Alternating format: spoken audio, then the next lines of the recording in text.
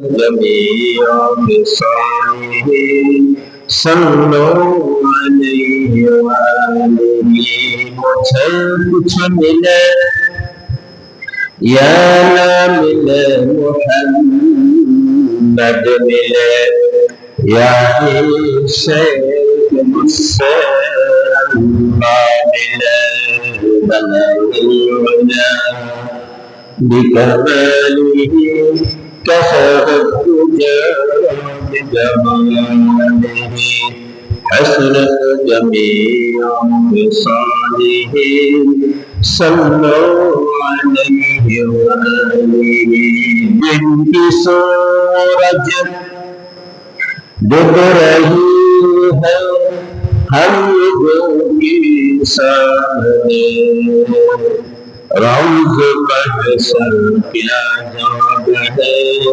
मुस्तफा की शाने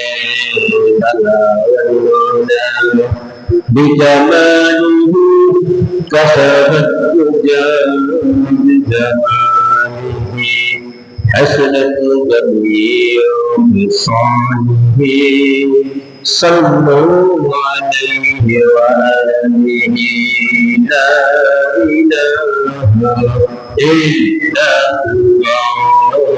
ला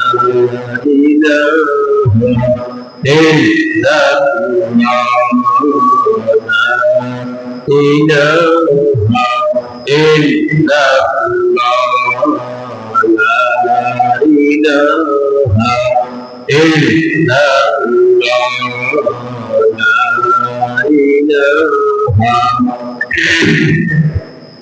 मोहब्बत से खुदा لا إله إلا الله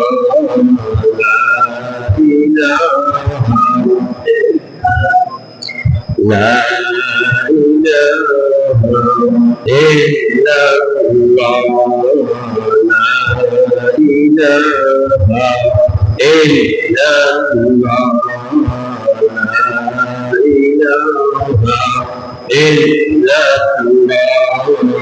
لا إله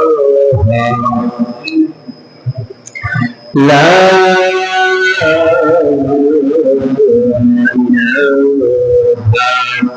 إلا الله محمد رسول الله صلى الله عليه وسلم আল্লাহ তাআলার সামনে আল্লাহ তাআলার দরবারে হাজার কোটি শুকরিয়া যে মহান রব্বুল আলামিন আমাদেরকে জুমার নামাজ পড়ার জন্য সময় মসজিদে আসা বসা কিছু কথা বলার এবং শোনার জন্য তৌফিক দান করেছেন। আমরা সেই আল্লাহ তাআলার দরবারে শুকরিয়া করি আলহামদুলিল্লাহ।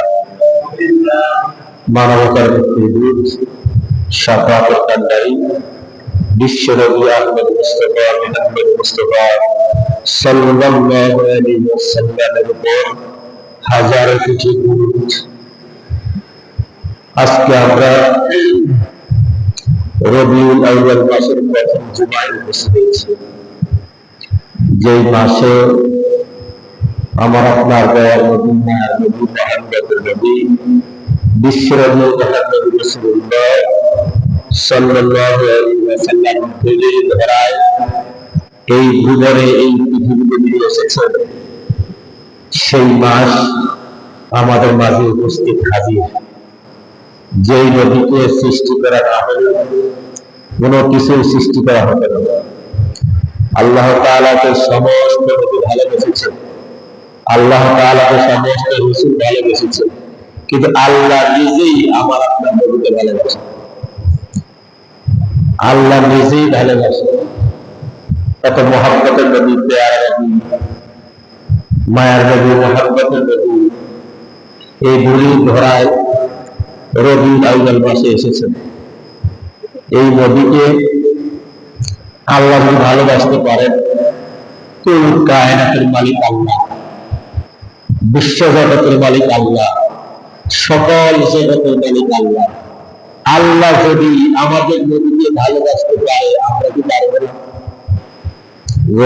পারবো না ভালোবাসতে? আর নবীকে যদি ভালোবাসতেই না পারি তাহলে আমাদের কপাল খুবই খারাপ, আমাদের ভাগ্য অত্যন্ত খারাপ। এই মাস আমরা পেয়েছি, এই মাসে আমরা দুরূদ শরীফ বেশি করে পড়ব, রাসূলের উপরে যখন সময় পাবো তখন দুরূদ শরীফ পড়ব। দুরূদ শরীফ পড়তেও জোরে লাগে না, দুরূদ শরীফ পড়তে আপনার সময় লাগে না। আমরা হাঁটতে চলতে ফিরতে খাইতে বইতে ঘুমাইতে গেলে সবসময় দুরূদ শরীফ পড়বেন। ছোট্ট একটা দুরূদ শরীফ রাসূল সাল্লাল্লাহু আলাইহি ওয়াসাল্লাম ছোট্ট একটা দুরূদ। মায়ার নবী এই মাসে পৃথিবীতে আল্লাহ তাআলা পাঠিয়েছেন, এই জন্য পৃথিবী ধন্য হয়েছে। পৃথিবী কি হয়েছে? ধন্য হয়েছে। আল্লাহ রাসূলকে সাহাবায়ে কেরাম খুব ভালোবাসেন। খন্দকের যুদ্ধ, 10 ফুট গভীর, 10 ফুট পাশ, 3 মাইল লম্বা। কয় মাইল? 3 মাইল লম্বা খনন করবে। সাহাবায়ে কেরাম হলেন 3000। কয় হাজার? 3000 সাহাবী। এই খন্দকের যুদ্ধে এই জায়গাটা খনন করার উদ্দেশ্য হল কোন কাফের যেন মুসলমানরা আক্রমণ করতে না পারে। 10 ফুট পাশ, 10 ফুট গভীর, লম্বা কতটুকু বলছি? 3 মাইল। কতজন সাহাবীর দরকার? 3000 সাহাবী খাল খনন শেষ হয়ে গেছে। কত হাজার সাহাবী? 3000 সাহাবী। এদিকে সাহাবীদের খাবার নাই, পানি নাই, সবাই উপবাস। রাসূল সাল্লাল্লাহু আলাইহি ওয়াসাল্লাম পেটে পাথর হচ্ছে, সাহাবায়ে কেরাম না খাওয়া। বিশ্বনবী যিনি বললেই আল্লাহ সব দিয়ে দেন, শুধু মুখের বাইরে করতে হয় না, মনে মনে বললেই হয়ে যায়, আল্লাহ তাআলা সামনে হাজির করে দেন। তারপরে আমাদের নবী এত কষ্ট করেছেন, পেটে পাথর বেঁধেছেন, 3000 সাহাবী না খাওয়া। হযরত জাবের রাদিয়াল্লাহু তাআলা আনহু যে দেখলেন মায়ার নবী মহব্বতে নবী সাহাবীদের নিয়ে খাল খনন করছেন, তার পাশেই তার বাড়ি চাবি বললেন রাসূল সাল্লাল্লাহু আলাইহি ওয়াসাল্লামকে দাওয়াত দিবেন, সুযোগ পায় না।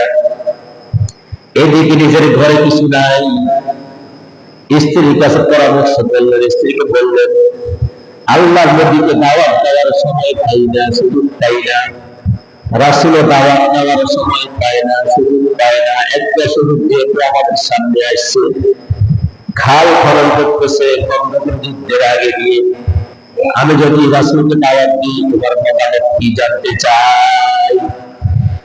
স্ত্রী বললেন ঘরের মধ্যে কিছু নাই, মাত্র একটা গম আছে, এই ছাড়া আর কিছু নাই, একটা ছাগল আছে, এই ছাড়া আমাদের কোনো সম্বল নাই। যদি রাসূলকে দাওয়াত দেন, শুধু নবীজিকে দাওয়াত দিবেন, আর কাউকে দাওয়াত দিবেন না। যদি অন্য সাহাবীকে দাওয়াত দেন তাহলে আমাদের মান সম্মান থাকবে না। কি থাকবে না? আচ্ছা ঠিক আছে। জাবের রাদিয়াল্লাহু তাআলা আনহু চলে গেলেন প্রিয় নবী মুহাম্মদ রাসূলুল্লাহ সাল্লাল্লাহু আলাইহি ওয়াসাল্লামের কাছে গিয়ে কানে কানে বলতে শুরু করলেন, ইয়া রাসূলুল্লাহ, ইয়া হাবিবাল্লাহ, আপনার কাছে আমি দাওয়াত নিয়ে এসেছি, আপনি আমার ঘরে তাশরীফ আনবেন। ইয়ানবেন তাশরীফ আনবেন। রাসূল করিম সাল্লাল্লাহু আলাইহি ওয়াসাল্লাম বললেন, আচ্ছা তোমার দাওয়াত গ্রহণ করলাম, তোমার দাওয়াত গ্রহণ করলাম। যদি কেউ কাউকে দাওয়াত দেয়, কোন মুসলমানকে দাওয়াত দেয়, তাহলে তার দাওয়াত কবুল করা, গ্রহণ করা সুন্নাত। কি? আর আমরা এমন মুসলমান, আমরা যখন আমাদের মেয়ের বিবাহ হয়, ভাইয়ের বিয়া, বোনের মেয়ের বিবাহ হয়, তখন যাক সুযোগ পাইছি একটা, তোর বিয়ে আমি যেতাম, আমি না গেলে তোর মান সম্মান থাকবে না, যাবো না তোর বিয়ে। এরকম ঘটনা আমার দেশে আছে না নাই? সুযোগ পাইছে। কিন্তু রাসূলের আদর্শ, রাসূলের সুন্নাত এটা নয়। রাসূলের সুন্নাত হইলে দাওয়াত দিছে, দাওয়াত কবুল করে, দাওয়াত দেওয়া সুন্নাত, দাওয়াত কবুল করাও কি সুন্নাত। রাসূল সাল্লাল্লাহু আলাইহি ওয়াসাল্লাম দাওয়াত কবুল করলেন, দাওয়াত গ্রহণ করলেন। মায়ার নবী মুহাম্মদুর রাসূলুল্লাহ যাদের বাড়িতে আসবেন, যাদের আনন্দে আত্মহারা হয়ে গেছে, খুশি হয়েছে, বিশ্ব নবী, আখির নবী, নবীদের নবী, নবীদের ইমাম আমার বাড়িতে আসবেন, এর চেয়ে খুশি আমার আর কিছু হতে পারে না। দাওয়াত দিয়ে বাড়িতে আসলেন। বাড়িতে আসার পরে যেই ছাগলটা ছিল, বড় ছেলে তার আব্দুল্লাহ, দুই সন্তান, বড় ছেলের নাম আব্দুল্লাহ। আব্দুল্লাহকে নিয়ে ঘরের পিছনে গিয়ে ছাগলটা জবাই করে দিলেন। ছোট ছেলে ঘুমার মধ্যে ছিলেন, বড় ছেলেকে নিয়ে ছাগলটা জবাই করে দিলেন। নিজের হাতে ছাগলটা বানাইলেন, কাটলেন। আর এক ছাগল ছিল, স্ত্রীকে বলল, ও আমার প্রাণের স্ত্রী, এক ছাগল মানে হলো প্রায় 350 শের। 3.5 শের। আমি শেরের পছন্দ আছে, এটার পিষে আটা করে তুমি রুটি বানাবো, আর খাসিটা সুন্দর করে রান্না করে লাও। স্ত্রী গমেরও পিষছে, পিষি আটা বানাই এটারে রুটি বানাইছে। আর আমরা এখনকার বৌজিরা এখন এত কষ্ট পেয়ে না, বুঝেন নাই। এইদিকে স্বামীও খুশি, স্ত্রীও খুশি। নবীকে দাওয়াত দিয়েছে, নবী আসবে, নবী দাওয়াত কবুল করেছে, যেরকম আনন্দে আত্মহারা হয়ে গেছেন, আনন্দে আনন্দিত হয়েছেন। স্ত্রী মনের সুখে, মনের আনন্দে ছাগল রান্না করতেছেন আর রুটি বানাতে শুরু করলেন। এইদিকে ওই ছাগলটা নিয়ে দুই সন্তান ছাগলটা তো চড়াইতো, খাওয়াইতো, ছাগলের সাথে শেয়ারদারি করতো, দুষ্টামি করতো। তাদের প্রিয় বন্ধু ছিল ছাগল। ছোট ছেলে যখন ঘুম থেকে উঠতে দেখলো ছাগল আর নাই। ছাগল কি? বড় ভাইকে জিজ্ঞাসা করলো, ভাই ছাগল কোথায়? বড় ভাই জবাব দিল, ছাগলকে আর দেখাই, জবাই করে দিয়েছে, ছাগল আর নাই। ছোট ভাই বললো, ভাইজান ছাগল আবার জবাই করে কেমনে? আব্দুল্লাহ বললো, আসলে দেখাই। আব্বা ছাগলটা এভাবে জবাই করেছি, আমি তো বুঝি না, আমার প্র্যাকটিক্যাল দেখাও। তখন সুরে নিয়ে ঘরের পিছনে ছাগল যেভাবে জবা করে, এইভাবে ছোট ভাইকে সুরে দিয়ে জবাই করে দিয়েছে। বুঝে না, ছোট মানুষ। জবাই করে দেওয়ার পরে কিছুক্ষণ রক্ত বের হলো। রক্ত বের হওয়ার পরে নিস্তেজ হয়ে গেল, হাত সব বন্ধ হয়ে গেল। এইদিকে বড় ভাই আব্দুল্লাহ ভয় পেয়ে গেল। এক মতান্তরে এসেছে, ভয়ে খেজুর গাছে উঠে গেছে। আরেক মতান্তরে এসেছে, ভয়ে ভয়ে ছাগল উঠেছে। মা যখন সন্তানকে খুঁজতে শুরু করলেন, খুঁজতে গিয়ে দেখে ঘরের পিছনে সমস্যা নেই, জবাই হয়ে শহীদ হয়ে গেছে। বড় ছেলেকে আর খুঁজে পাওয়া যায় না। খুঁজতে খুঁজতে যখন দেখলো বড় ছেলে হয় খেজুর গাছের উপরে, ছাদের উপরে, যখন খুঁজতে গেলেন তখন দেখলেন বড় ভাই, বড় ছেলে ভয়ে ছাদ থেকে লাফ দিয়া সেও দুনিয়া থেকে বিদায় হয়ে গেছে। কলিজার টুকরা দুই সন্তান দুনিয়া থেকে বিদায় হয়ে গেছে। হযরত জাবের রাদিয়াল্লাহু তাআলা বলেন, ও আমার প্রাণের স্ত্রী, নবীজি আমাদের বাড়িতে আসবে, খবরদার, আমাদের দুই সন্তান দুনিয়া থেকে বিদায় হয়ে গেছে, শহীদ হয়ে গেছে। আমাদের নবীজি প্রিয় নবী মুহাম্মদ রাসূলুল্লাহ যারা বুঝতে না পারে আমাদের সুখের কথা, কোনোভাবেই বুঝতে যাবে না, রাসূল করে মনে করতে না পারে। যদি তুমি কান্না করো আমি কান্না করি, রাসূলের নেতা মনে করবে, মনে কষ্ট করবে, খবরদার এরকম করে ভাব দেখানো যাবে না। রাসূল বাড়িতে আসছেন, এই দিকে আল্লাহ তাআলা সব খবর জানে কি জানে না? জানে কি? আল্লাহ তাআলা জিবরাইলকে পাঠিয়ে দিলেন, বলল জিবরাইল যাও আমার হাবিবকে বলে দাও, যখন জাবেরের ঘরে দাওয়াত দিয়েছে, জাবেরের ঘরে যখন যাবে আমার নবীকে বলবা, আমার হাবিবকে বলে দিবা যেন জাবেরের সন্তান ছাড়া আমার বেশি খানা না খায়।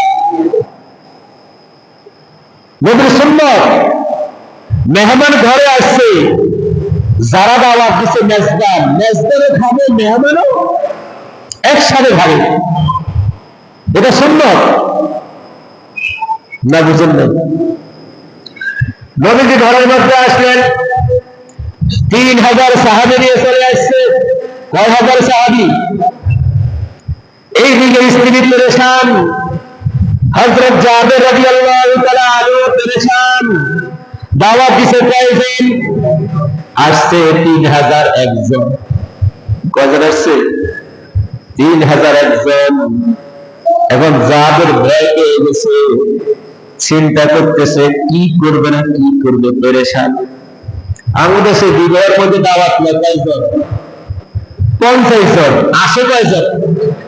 100 জন, 80 জন, 70 জন। কথা কেউ ঠিক রাখে না।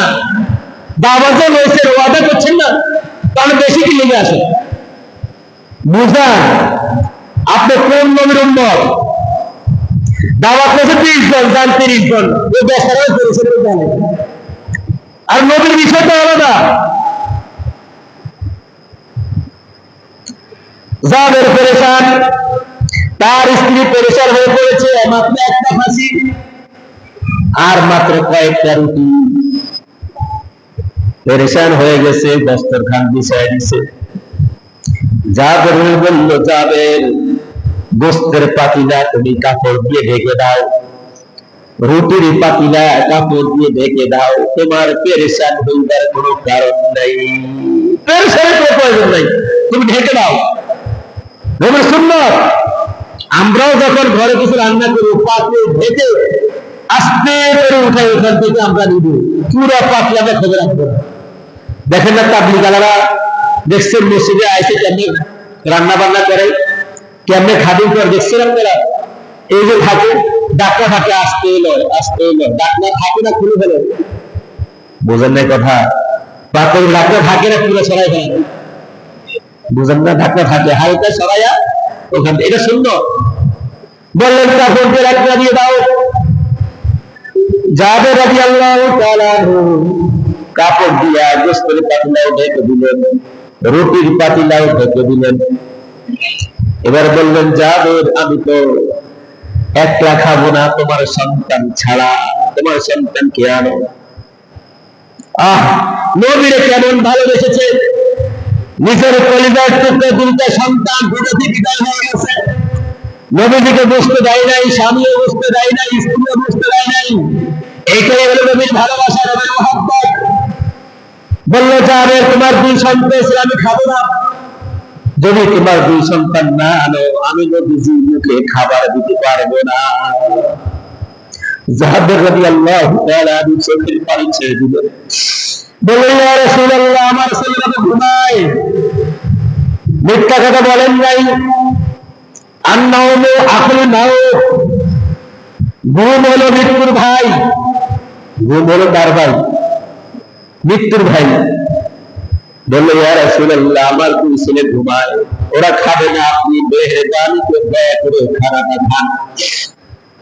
রাসূল বললেন, ওদেরকে ডেকে আনো, ঘুমাইলে ওদেরকে আনো, আমি তাদের ছাড়া আমি খাবো না। আর কথা গ্রহণ করতে পারলেন না। বললেন, ইয়া রাসূলুল্লাহ, ওগো মায়ার নবী, মুহাব্বতের নবী, আমার 2 সন্তান পৃথিবীতে আর নাই। বললো, কি হয়েছে? বললো, ইয়া রাসূলুল্লাহ, আমি যে ছাগল জবাই করেছি, খাসি জবাই করেছি আমার বড় সন্তানকে নিয়ে। আমার বড় সন্তান জবাই করা দেখেছে, আমার ছোট সন্তান দেখে নাই। জবাই কি জিনিস তারা বুঝে না, বুঝাইবার জন্য আমার মেয়ে ছেলে ছোট ছেলেকে জবাই করে দিয়েছে। আমার ছোট ছেলে শহীদ হয়ে গেছে, ইয়া রাসূলুল্লাহ দুনিয়া ফিরাই। ও আল্লাহর নবী বড় ছেলে আমাদের ভয়ে ছাদে উঠেছে, আমরা যখন খুঁজতে শুরু করলাম তাকে খুঁজে পেলাম, আমাদের ভয়ে ছাদ থেকে লাফ দিয়ে সবজি বেদনি বিদায় হয়ে গেছে, একজনও নাই। বললো কোথায়? বললো ওই যে আমরা খাটের নিচে চাদর দিয়ে গোড়া দিয়ে রেখেছি। রাসূল সাল্লাল্লাহু আলাইহি ওয়াসাল্লাম দিয়ে ডাক দিলেন, ও জাবের দুই সন্তান, তোমাদের ছাড়া আমি খানা খাবো না,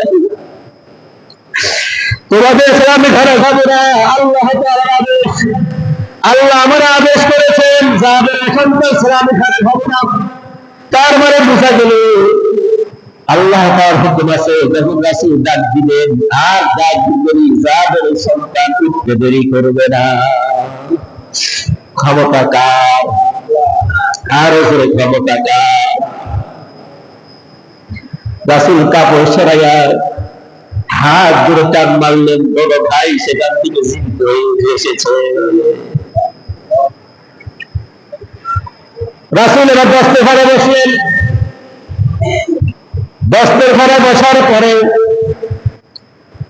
বললেন, জাবের তুমি খাদিম করো, 3000 সাহাবীকে খানা দিবা, একজনকে 3টা রুটি দিবা, 1 চামচ তরকারি দিবা।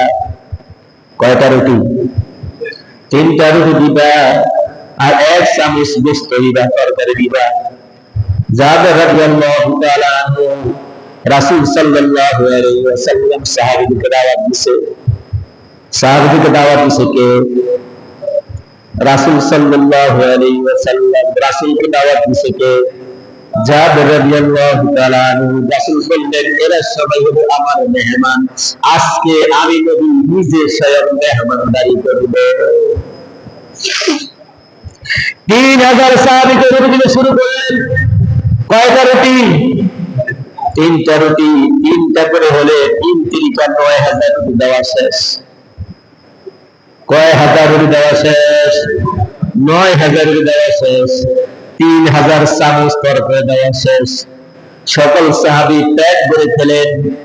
এবার জাবের বললেন, ও জাবের, তোমার ও অথবা গোলামি বাইর হয়, মদিনার অলিতে গলিতে সবাইকে বলে দাও, যত মানুষ ক্ষুধার্ত আছে, যত মানুষ উপোস আছে, খানা খেতে পারে না, ঘরের মধ্যে কিছু নাই, সবাইকে ঘোষণা করে দাও নবীজি আসছে আমার বাড়িতে, তোমাদের সবার দাওয়াত।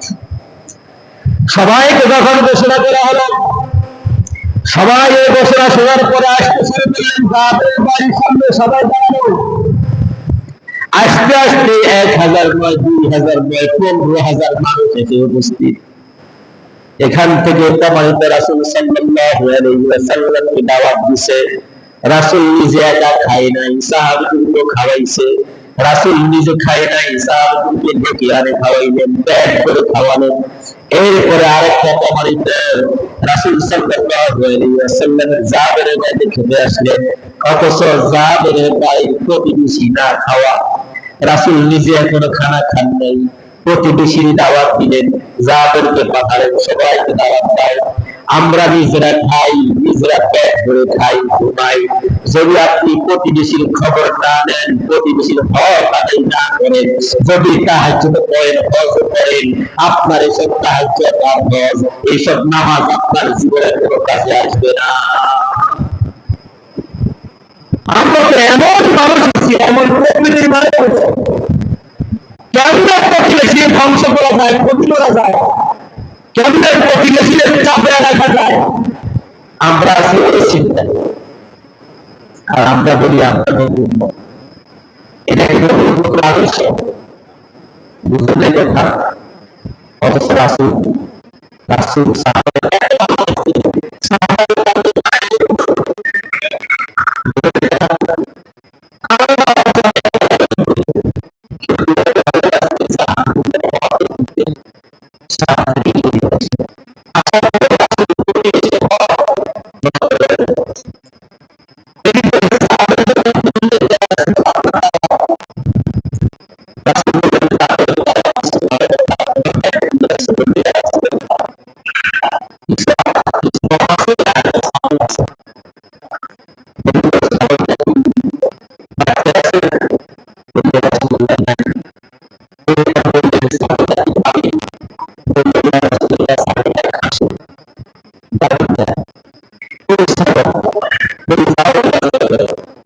কি জন্য বলছেন?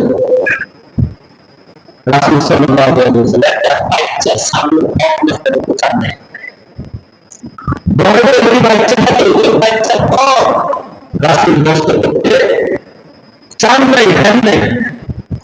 এই জন্য কোরবানির সময় যারা দাবি কোরবানি দেয় জিজ্ঞেস করা উচিত বাচ্চা আছে কিনা, তাহলে বাচ্চা হক আপনি নষ্ট করলেন, এটি একটা সবের কাজ করতে গিয়ে আর একটা হক আপনি নষ্ট করলেন, এটা হতে পারে? আল্লাহ রাসূল সাল্লাল্লাহু আলাইহি ওয়াসাল্লাম প্রতিবেশী হক নষ্ট করেন নাই, সকল ফরজের এই পুরা এলাকা অপসার করলেন। কতজন মানুষের হাতে ধরেছেন? ১৫,০০০ মানুষ তার বাড়ির সামনে দাঁড়ালেন। রাসূল বললেন, সবাইকে দস্তরখানায় বসাও, আগের বকরি ইত্যাদি তুমি দিবা, আর এক চামচ করে দিবা, তারপরে বিবেচন করলেন, পরে একটা জিনিস ৪৫,০০০। কত হাজার? ৫৫০ আর ৬,০০০ বেশি, ৯,০০০ আর ৬,০০০ বেশি, ৯,০০০ কত হলো? ৫৪,০০০। এটাই হলো আসলে মজা। হাত লাগাইছে আর শুরু করছেন, সবাই করে হয়েছে, কারো কোনো অসুবিধা হয় নাই। সকলকে রাসূল মেহমান করলেন, এরপরে নিজে খাইলেন, তার সন্তানদেরকে খাওয়াইলেন। রাসূলের মহব্বতে আল্লাহ তাআলা জিবরাইলকে পাঠালেন, বললেন, দাও আমার রাসূলকে সুসংবাদ দাও, যেই সাহাবী আপনার মহব্বতে সন্তানের মৃত্যুকালেও তাদের শ্রদ্ধা প্রকাশ করেন, এই মহব্বতের কারণে আমি তার সন্তানকে জীবিত করে দিলাম।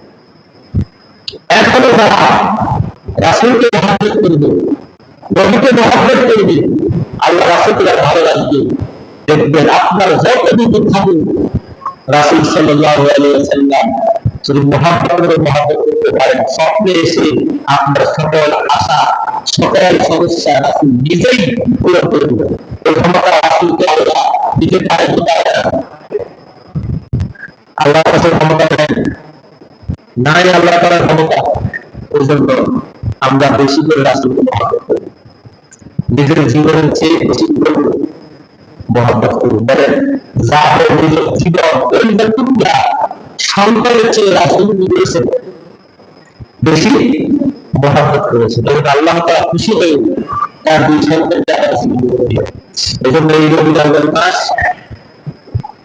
রাসূলের জন্মের মাস।